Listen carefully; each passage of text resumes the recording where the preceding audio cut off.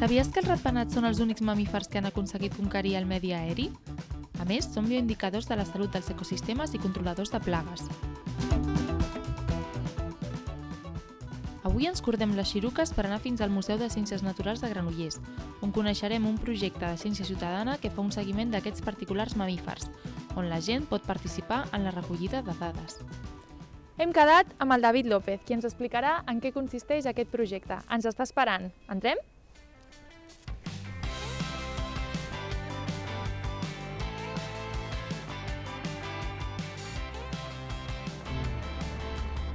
Hola, David. Ai, hola, Andrea, què tal? Mira, què tal? Què estàs fent? Ai, doncs mira, just estava posant un detector d'ultrasons per al programa de seguiment de ratpenats. Què és això? Doncs mira, el programa de seguiment de ratpenats és un programa de ciència ciutadana que pot participar qualsevol persona que vulgui, que es coordina des del Museu de Ciències Naturals de Granollers. Llavors, aquest programa va néixer de la necessitat de tindre més informació sobre els ratpenats, no? Que són aquests animals que tenim a tot arreu, que tothom pot veure a les ciutats volant al voltant de l'enllumenat i tot això, però que encara, després de molts anys d'estudi per part dels científics, tenim molt poca informació sobre moltes espècies, perquè són animals nocturns, s'amaguen molt i són difícils d'identificar. Llavors, el programa de seguiment de ratpenats és un programa que et consta de 4 protocols diferents, que cadascú pot participar al que li interessi o el que li sembli s'adeqüi més a les seves necessitats o als seus interessos, i amb això podem tindre una imatge molt bona de l'estat de conservació dels ratpenats a Catalunya. Em sembla fantàstic. Ens ho podries explicar amb més detall? Sí, home, si m'acompanyes a dalt, t'ensenyo. Vinga.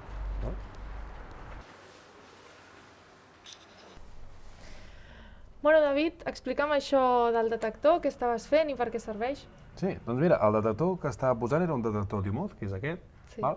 I és un detector que fem servir per un dels 4 protocols dels que et parlava, el quirohàbitats. Val? Els 4 protocols són el quirohàbitats, el quirorefugis, el quirorius i el quirocaixes. Val, doncs el quirohàbitats és el nostre protocol que fa servir, mitjançant detectors d'ultrasons, enregistrem l'activitat nocturna dels ratpenats. Amb aquest no podem saber quants ratpenats hi ha en el punt que mostregem, però tu enregistres la seva activitat acústica. Els ultrasons no els podem sentir nosaltres, però amb un programa especialitzat els podem visualitzar i amb això podem identificar a la majoria d'espècies de Catalunya. Un cop tu has enregistrat l'activitat d'aquests animals, tu pots extrapolar si el punt aquest que has mostrejat és més interessant pels ratpenats o menys. Pots obtenir informació molt interessant sobre potser canvis d'hàbitat o canvis en la utilització que les espècies fan dels diferents ecosistemes que tenim. El quirorefugis és el protocol més especialitzat perquè és seguiment de ratpenats en refugis naturals, que això poden ser coves, mines, una església o qualsevol lloc on es detecti una colònia de ratpenats. Aquest protocol està pensat sobretot per espècies cavernícoles i és molt delicat perquè necessites anar molt de compte per no pertorbar els animals. Llavors, hi ha metodologies que són especials per cada tipus de refugi, però una que fem servir molt és la gravació de l'emergència amb càmeres d'infrarrojos i detectors d'ultrasons, per saber quants ratpenats hi ha dintre d'un refugi. Fantàstic. I els altres dos protocols, el quirocaixes i quirorius, o el de quirocaixes, en què consistiria?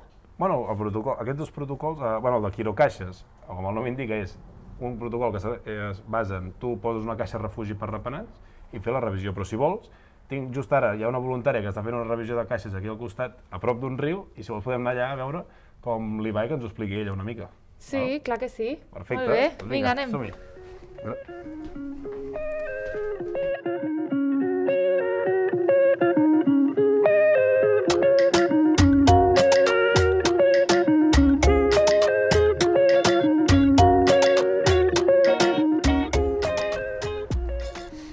Ei, Estel, què tal els quirocaixes?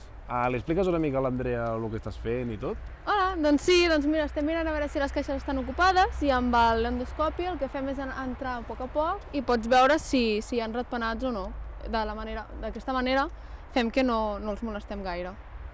El quirocaixes és semblant al quirorefugis, però en lloc d'un refugi natural és una caixa que tu instal·les. Llavors, tu instal·les la caixa i fas el seguiment de si fiquen ratpenats o no.